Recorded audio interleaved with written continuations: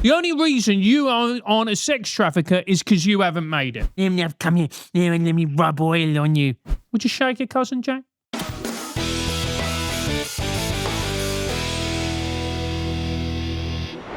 Hello and welcome to the greatest show on earth. It's Francis Foster Sort Your Life Out. The show where I sort your life out. I'm not a therapist, I'm not a psychotherapist, I'm not a physiotherapist, which means I know what I'm talking about, so I'm going to be able to sort your life out like no one's fucking business, mate. You're going to love it. Strap in, get a cup of tea, a coffee, or whatever else that you shove back in, and we're going to here to talk about it. Now, every week, I promise that I'm not going to talk about politics.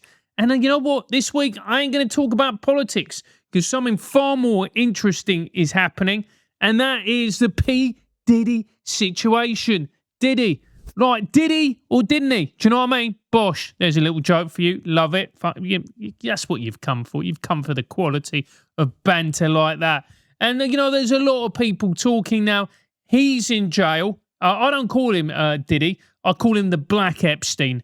You know, Epstein was a trailblazer, and Diddy went, do you know what, Jeffrey? Anything that you can do, I can do better. Because if you look, let's put morality aside. This is a comedy podcast. Don't be mingy and go, man, think about the victims. No, we're going to put it aside because we're having a laugh, all right? Fucking cheer up. Now, if we look at Epstein's parties and we look at Diddy's parties, right? Morality aside, shut up. Where would you rather go to, right? You've got Epstein's parties, all right, you know, like they're a bit intellectual, a bit fucking dry, let's be honest. I mean, Stephen Hawkins is there. You'd love to have a chat with him, but he'd be like, so I think that the universe is comprised of a collection of stars. And you're like, mate, can you just get to the fucking point here? Right? Whereas if you go to Diddy's parties, you're there, you're going to be hanging around with all these top-level celebrities. They're going to be there. It's going to be wild. Like, well, look, morality aside, let's take that out of it. Where would you rather be, Epstein or Diddy? I'm going to be honest with you, Team Diddy. I'd much rather be at a Diddy party. Because, right, like, you've got all the celebs there. It's got, like, the hip-hop lifestyle. There was, like, champagne. There was no nonsense. There may have been other things, but there was no nonsense going on at Diddy's party, right? So, look, for me, like, if you're comparing the two, you've got to compare because life only exists by comparing things. Which one would you rather be at? Look, come on. You've got to admit, Diddy has got the upper hand on this one. And I've been reading the allegations, and he's been done for sex trafficking, but then who hasn't? Who hasn't been done for sex trafficking? Everybody's getting done for sex trafficking now. R. Kelly's a sex trafficker. Epstein's a sex trafficker. Diddy's a sex trafficker. The only reason you aren't a sex trafficker is because you haven't made it. That's the reason. Otherwise, from what I can say, like, once you've generated a certain amount of wealth, it's what you get into. It's what everyone does. So, I don't know. You know, what is going to be very interesting is all the celebs now are absolutely shitting themselves. Do you know what I mean? Like, they are absolutely shitting themselves and they're all there going, is my career going to be over? You know, like, look at Jay-Z. I don't know him. I know nothing about him. And in many ways, this is completely wrong because it's just a surface level analysis of the man himself, which could be, you know, let's be fair, it's probably not a good thing.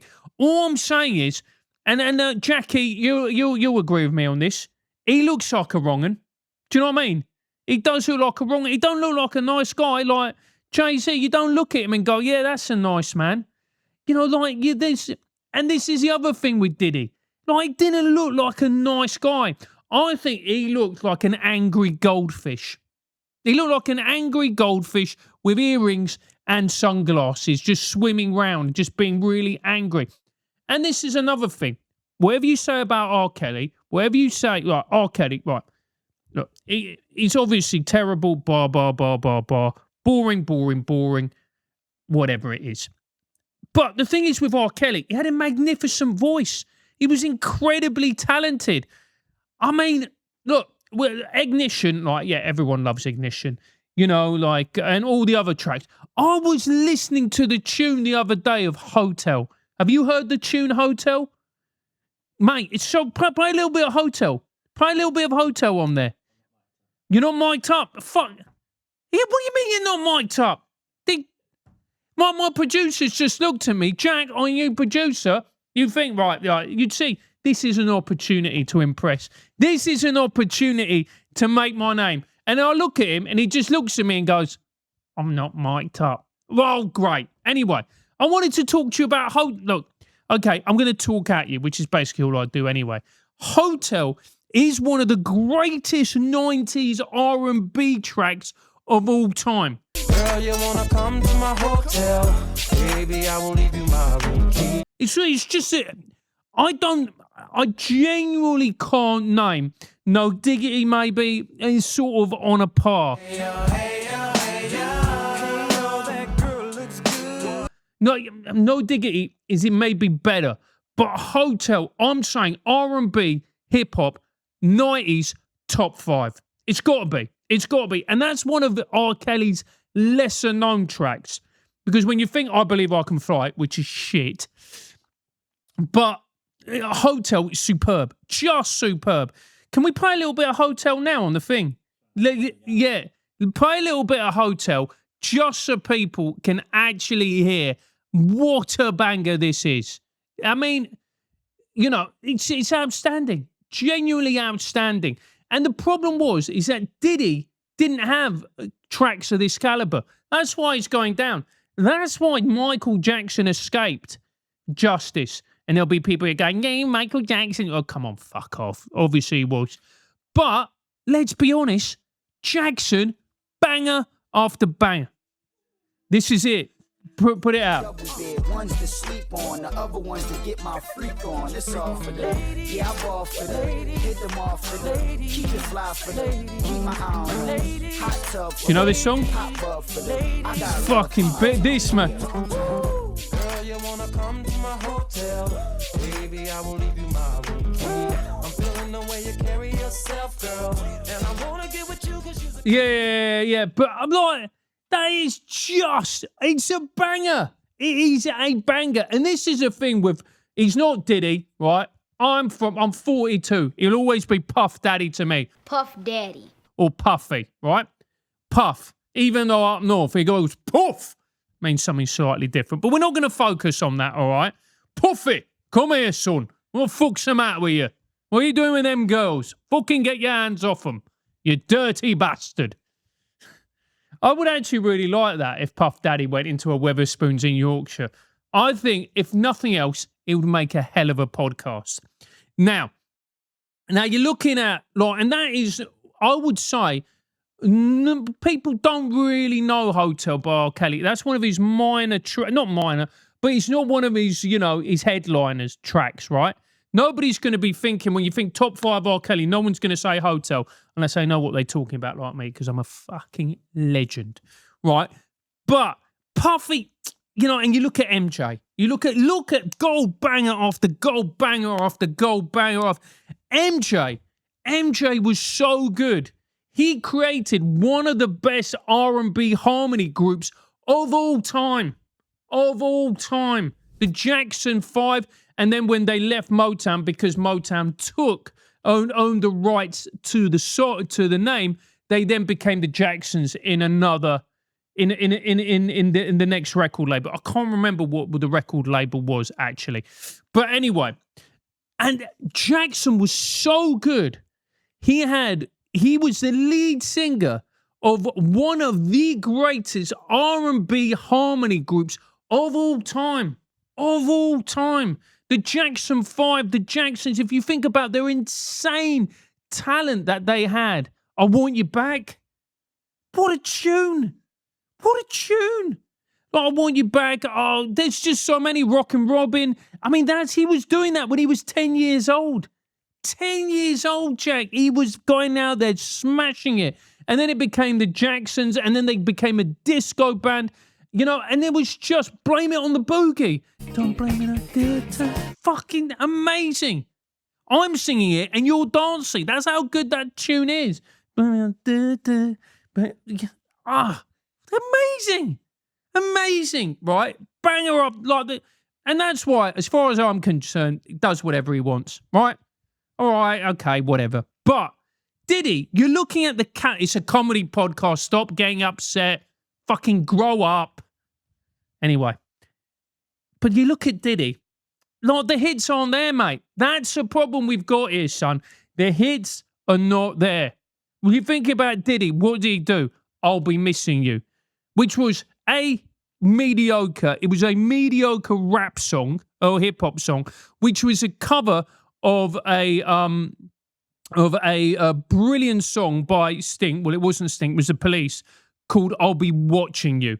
And that song was genius because what that song was actually about was it was Sting singing it from the perspective of a stalker. Every move you make, every breath you take, every smile you fake, I'll be watching you, right?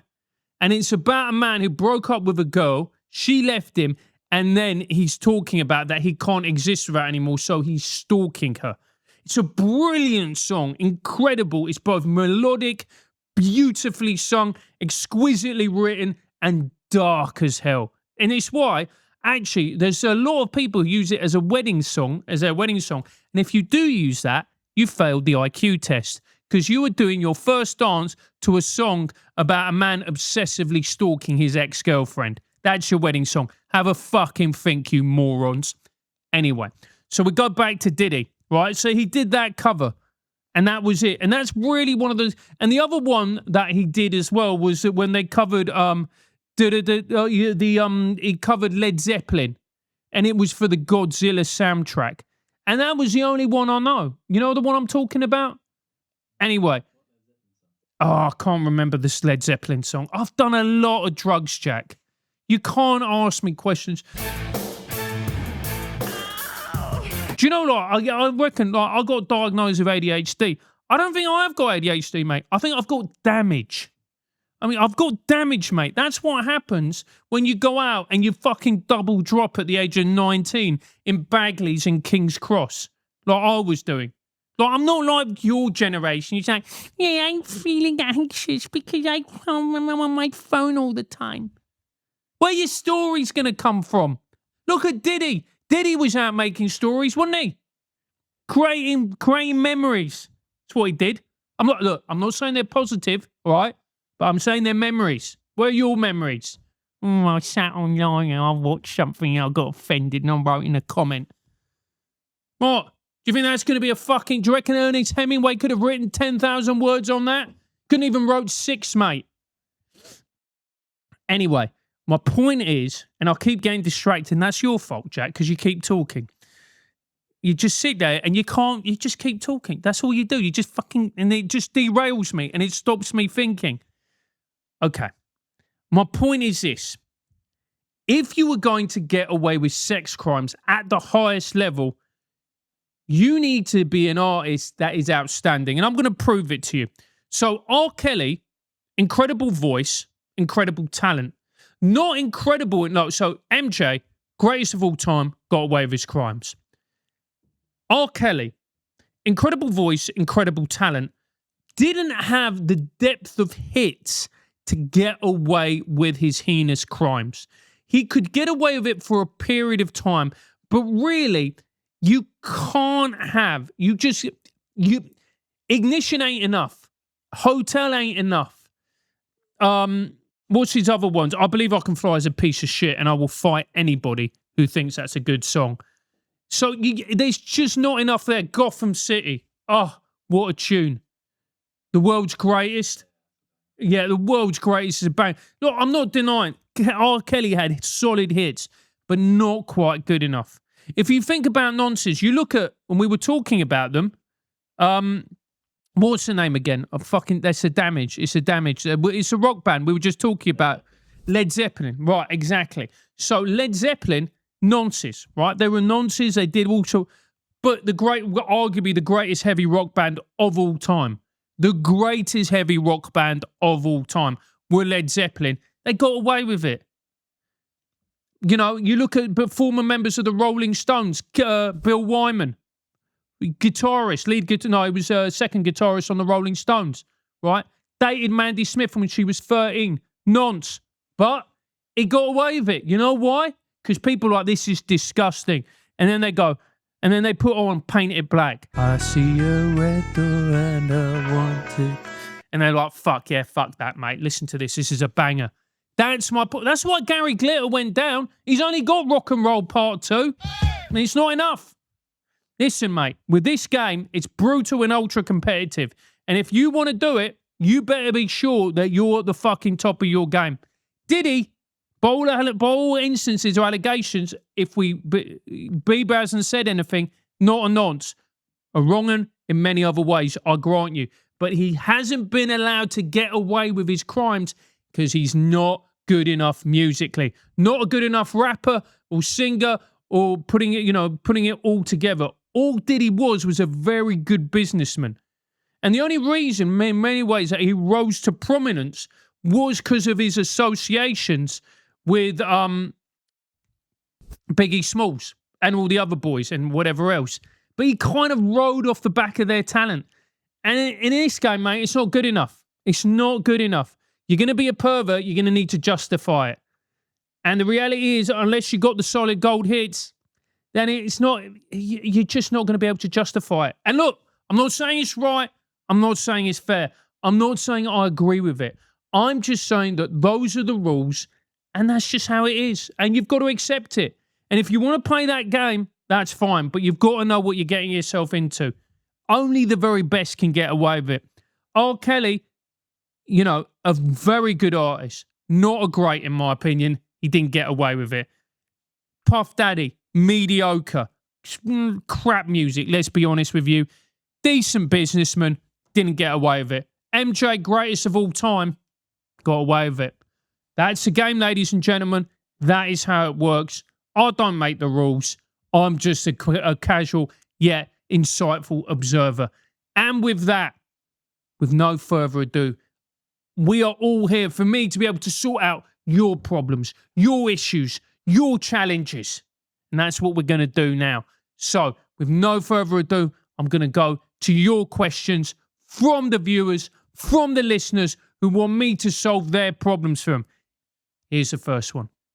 Dear Francis, my best mate and I used to be so close, but she's become obsessed with Instagram, constantly posting photos of herself half naked for likes. I can't help but feel she's chasing attention from men. Am I being old-fashioned, or is this a cry for help? It's a good question. The problem is with the old gram. Now, I'm on the gram, at Francis J. Foster. Make sure you follow me. Get your mobile phone out. There you go. And make sure you follow me. You see, that was really smoothly done because that was actually digging into my groin for the entire conversation. So thank you. Look at that. Smooth. Anyway. Okay, this is a challenge when it comes to this. Social media platforms are essentially dopamine. They are ways of harvesting and dopamine and getting you addicted to their platform. That's all it is. Look at the work of B.F. Skinner. Have a read about it, and you will see for yourself the way they've done it in order to engineer it to be as addictive as possible. For instance, when you refresh your feed, the reason there's like a delay of about a few couple of seconds is because it mimics the action of the one-armed bandit or the slot machines. If you think about it, you do that, and then the slot machine goes round and round, and then it alights on the numbers or symbols. And the reason for that is that delay, that moment of wondering, is actually what hooks you in. It's not the money. It's that moment where you're like, oh, what could happen here? And of course you lose. But what you're getting with social media, Instagram, Twitter, whatever else, is that action. You are completely addicted. It is hijacking your neurotransmitters, and you're becoming addicted to it, both physically and mentally. Now, what your mate is doing, I presume she's a young, attractive woman, is she is wanting to go, she's going on Instagram, putting up half-naked pictures of herself. I'm sure she's very attractive, and, with the helps of filters and whatever else, she's now developing a following. So what she's doing is she's essentially becoming addicted to that process. And that's sad to see because it's not real. It's not real, and you're not making any connections, because the most important thing in life is not success. It's not career. It's none of these things. The most important thing in life is connection. Connection is what is important in life. It's the reason why friends and family and loved ones and partners are so important, because they provide connection for you. It's why you will always feel much better hanging out with your mates and being on Instagram, because you get that sense of connection. You get that sense of community. You get that sense of love and affection that you get from your loved ones. You're not going to get that from a social media platform. This sounds like someone who is actually looking for validation, love, affection, and support from the wrong place, which, let's be fair, we are all guilty of. There's no one out here who hasn't done that in a different form. Maybe it's going out and getting absolutely smashed on a night out, or, indulging in meaningless sex, or, getting stuck into the old MDMA or the cocaine or whatever it is. We all make these mistakes. But what she's doing is she's doing it on a digital platform. And I understand why you're worried about it, and I understand why you're being frustrated. The worst thing you can do when people are off on this kind of kick is actually lecture them, because they're not going to react well to it. They're going to push them aside. They're going to push you away. If I were you, I would take her to a side and just go, look, let's just call her Tonya. Look, Tonya, I'm really worried about you. I'm really worried that you're spending all your time on there, that actually you're not engaging in the real life, that you're becoming obsessed with this particular platform. Because that's what we're talking about here, is obsession. And what the media platforms do, the social media platforms do so brilliantly, is that they reward and incentivize and encourage you to be obsessed, because that's how they make money. The longer you are on their particular platform, the more money they make from advertisers. It is in their interest for you to spend as much time on their platform as possible. And your friend is getting sucked into it.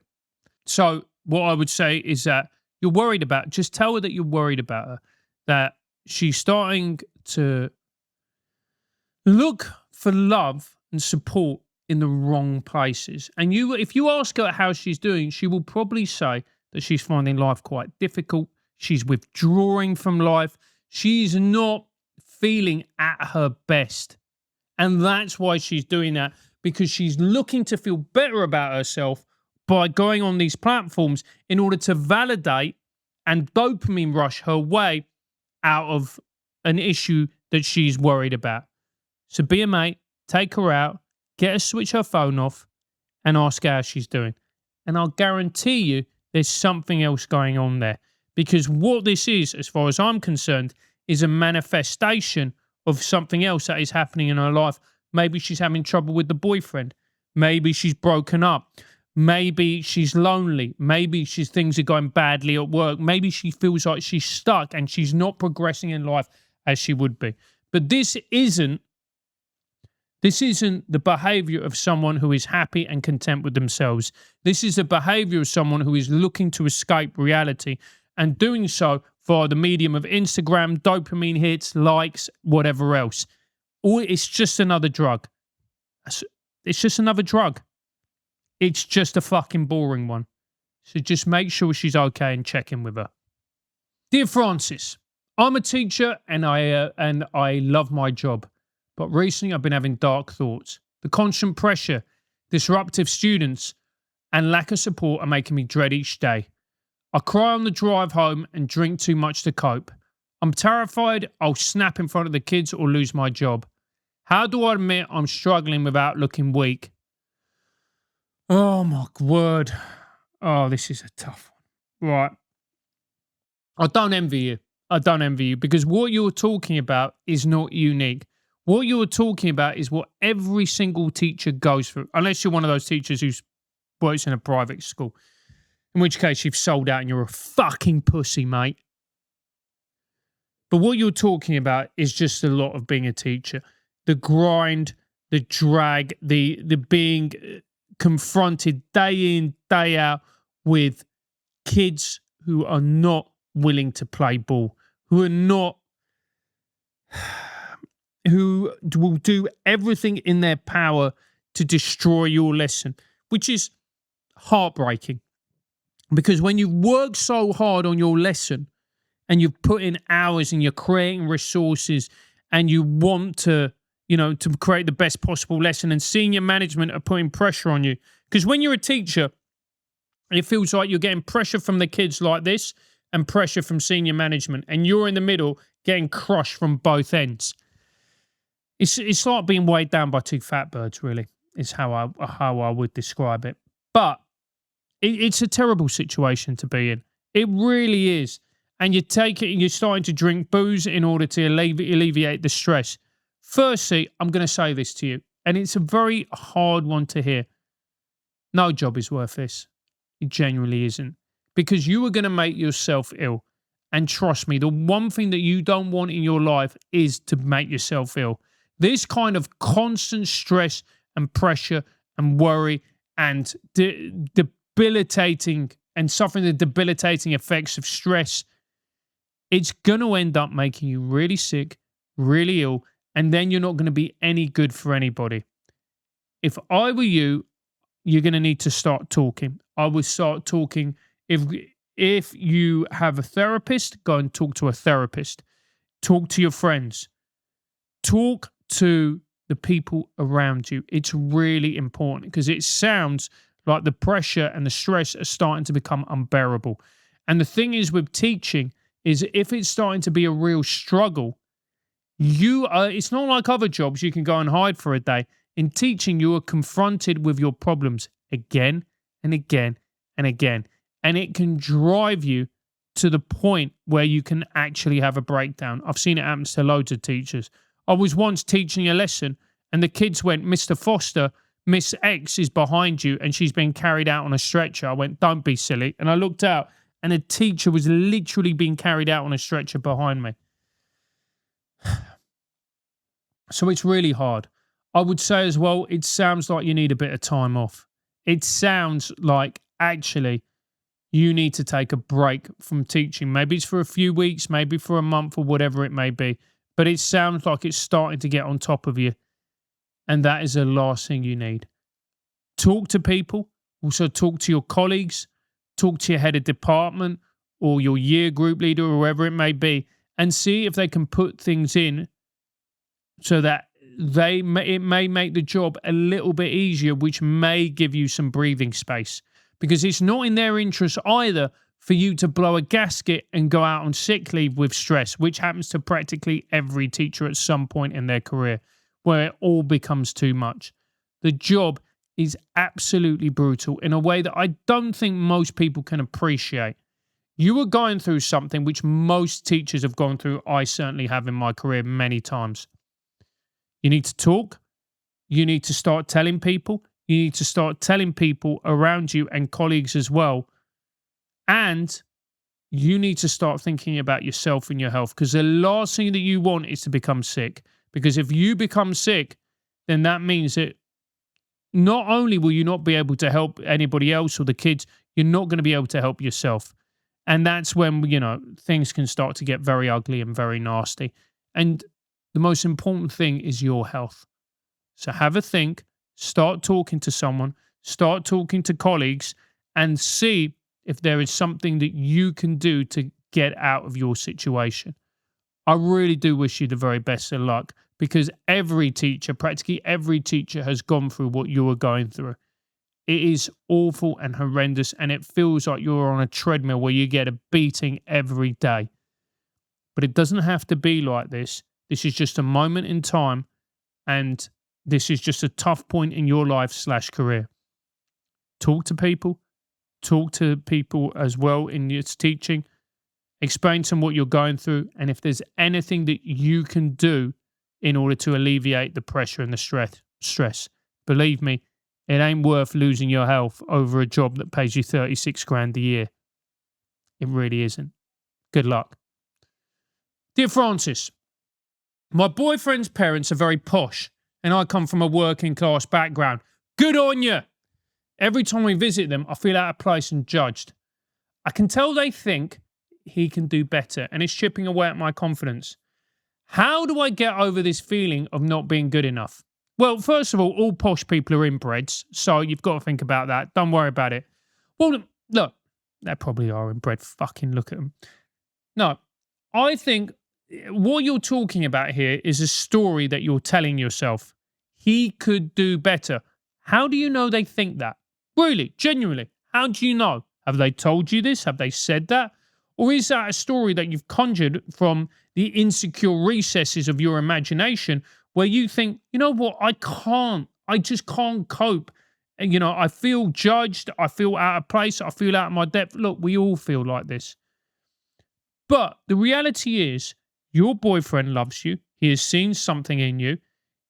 And that's all that matters. That is all that matters. And maybe the parents are thinking this, or maybe they're not. Maybe you've just conjured up this whole thing.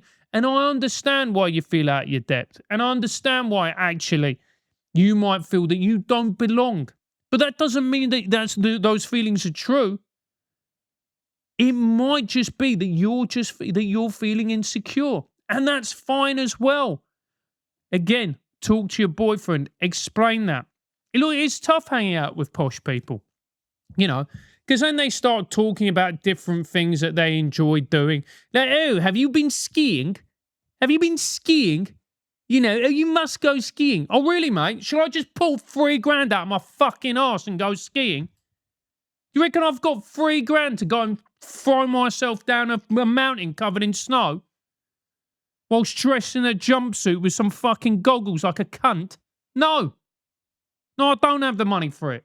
I don't have the time or the patience. Look, I'll be honest with you. I consider myself quite an empathetic person. If you get an accident going skiing, you fucking deserve it. What did you expect to happen? You threw yourself off a mountain with some sticks on your legs, with a couple of poles, and all of a sudden you do your cruciate ligament. Of course you did, you stupid prick. What did you expect? It's like going into the tiger enclosure and goes, oh, he got a bit bitey. Did he? Of course he did. It's a fucking tiger, Rupert. You twat. Anyway, my point is this. They might be lovely people.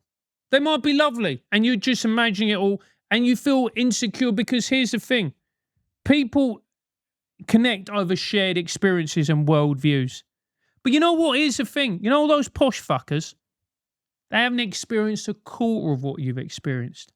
You might not know. And also as well, maybe they come from a working class background of, you know, probably 7 generations ago, whatever it is.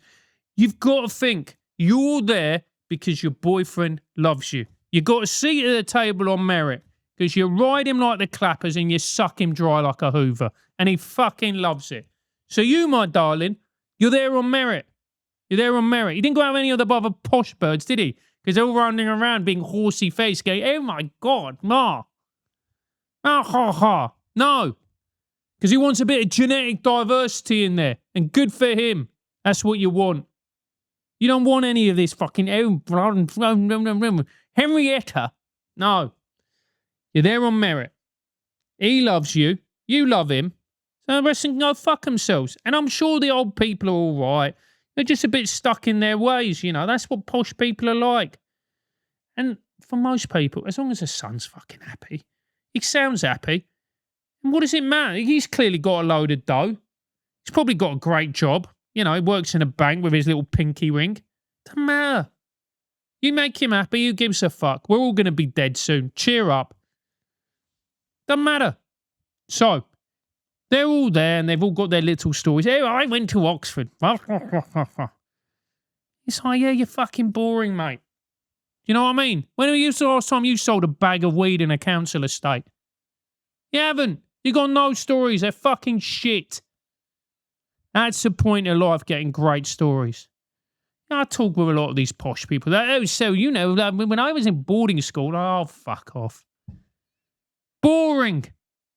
They're boring. And that's the most important thing. They've never been to a dog fight, have they? No. Doesn't matter. People are people. You're going to get some lovely ones. You're going to get some absolute dipshits. And you've just got to find the nice ones and you have a laugh with them. And also take the piss out of them as well. They love it. They absolutely love it. Just get stuck in and just take the piss out of them. And as long as you do that, they'll be fine. Just don't let them get away with it. If they start being a bit snooty and snotty, just go, look, we've come from different cultures. Do you know what I mean? I'm here. I didn't come from any money. You fuck your cousin. Look, it's different. I won't criticise your lack of a jawline. You don't have a go at me for how I live. And that's how we do it. You know what I mean? So that's what I'd say. You can also, the same thing applies to Pakistani people as well, because they love fucking each other's cousins. It's a fact. Stop getting angry at me. Look at the stats. Mate, I don't know. Would you shake your cousin, Jack? Yeah, if she was an absolute banger, then you've just got to get stuck in. It'd be rude not to, wouldn't it? Why should somebody else do it, not you? That's what I think. Anyway, dear Francis, my teenage son has been getting into fights at school, and I think it's because he's struggling with his sexuality. He won't open up to me, and I'm afraid if I push, he'll shut down completely. How do I help him without making things worse? So he's getting into fights because he's gay.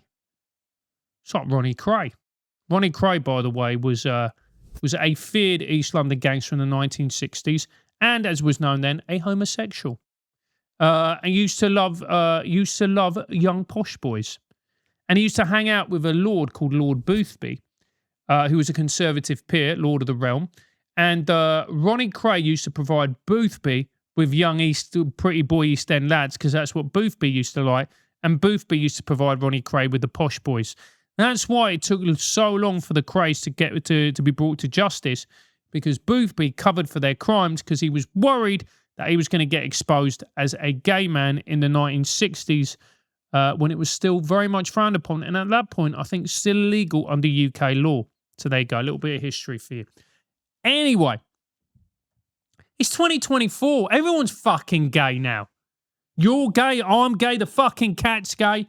The cat goes round every night and is fucking getting bummed in a fucking outdoor toilet by his mate, Percy. Everyone's fucking gay. I don't understand what the problem is now. If he's gay, he's gay. If anything, coming out as straight is way more. That's what that coming out as straight is actually way more problematic. It's way more problematic. And coming out as straight is boring. You want to have sex with women. What's wrong with you? Now, if you get gay, you get a parade. You're interesting. Just be grateful he hasn't come out as trans, because that's how you know you're going to be really cool.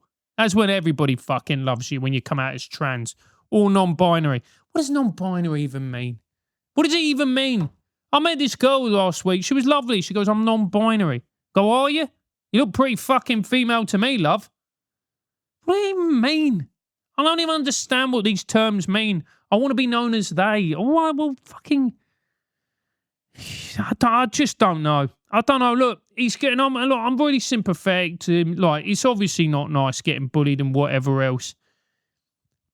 But, and in the words of a very, very famous musical called, Jack, Le Cage aux Folles, which means the bird's cage, the birdcage, life ain't worth a damn until I can say I am what I am. And that was the most famous song from that musical. And it's appropriate because we're talking about sexuality and musicals. Now, as everybody knows, musicals are for gay men and women. But yeah, exactly. So, look, I would say to him that it's going to be all right. And look, he's going for a rough time and people are picking on him, which is nasty. It's not nice. And, he's been made to feel bad. But also, I mean, it's a good thing. He's standing up for himself. Those people are being dicks. They're getting a punch in the nose. Good. I'm a great believer in it. I'm a great believer. You're being a knob, so you're going to get a swift kick in the knackers. That is a good thing. Your son, he's going to be absolutely great. He's going to be fine. He's going through a tough time. Just make sure to support him. Make sure to give him lots of love. On the weekend, take him to watch a musical, or the ballet, or take him to Magic Mike. Fucking love that. Everywhere I go now, there's pictures of Magic fucking Mike everywhere. Why is that? Why is it that it's sexist now? Like, if I see some bird in a bikini, we're like, no, that's a sign of female oppression. Yeah, some bloke with his nips out. Oh, yeah, that's, you know. Ooh, women are like, Yes, come here. Come here. Let me rub oil on you. yeah, if I look at a bird on the tube, all of a sudden I'm fucking going to jail. I'm going to jail. How is that fair? Oh, yeah, Magic Mike. Look, take him to me. He'll love it. He'll love it. Look, it's great being gay. It's better than being straight. Don't have to deal with women. Do you know, it's a true story. You know where the rates of domestic abuse are highest? In what community? Lesbians. It's a fact. You know what that is? Because they have to deal with women. It's not straight men, is it? It's not fucking gay men. Gay men are like, well, it's a bloke. Well, we're going to get on great. It's not male and female, because as a male, we're like, oh, she's fucking going on again. Are we finished? No, we're not finished. No, she's still cracking on. Right. No, she's there. She's crying. Okay, we're going to... Two women who are both fucking mental. Bam. That's why. That's why there's so much domestic abuse amongst lesbians. Because they're not stable. You need a stable influence. That's the man. And you put them, two women together, it's like putting two fucking cats in a room. You're just like that. You don't know how it's going to happen. You don't know. Like, they might get on great. They might ignore each other. Or you might hear... and they'll start kicking off. Look, your son's going to be fine. He's just going through, he's dealing with dickheads. He's punching him in the head, which is what you do with dickheads. And he's going to be great. I would just say, if he is gay, which is what you think, take him to the ballet, take him, do gay stuff with him. Not like that, because he's underage, but you know what I mean, like the musicals and whatever else. Enroll him in a theatre group where he can go and just be, and go and do that. Musical theatre, they gays love all that. And that's what I do. And don't say it's a sweeping generalisation, because they fucking do. Every gay man I've ever met loves a musical. I don't think I've ever met... In fact, I know gay men who write musicals. That's how... Was a musical ever written by a straight man? No, it wasn't.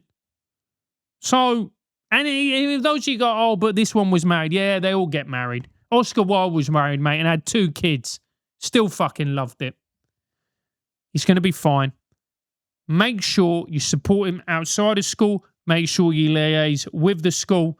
Make sure that he does fun stuff outside. And just take him to a musical. Take him to see Wicked. Not my thing, but they fucking love all that. They do. And on that note, good luck. Dear Francis, my boyfriend loves going to strip clubs with his mates. Legend! And I can't help feeling insecure about it. Get over it. He says it's harmless fun, but I feel disrespected.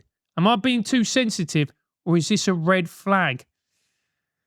Now, I'm going to be honest with you.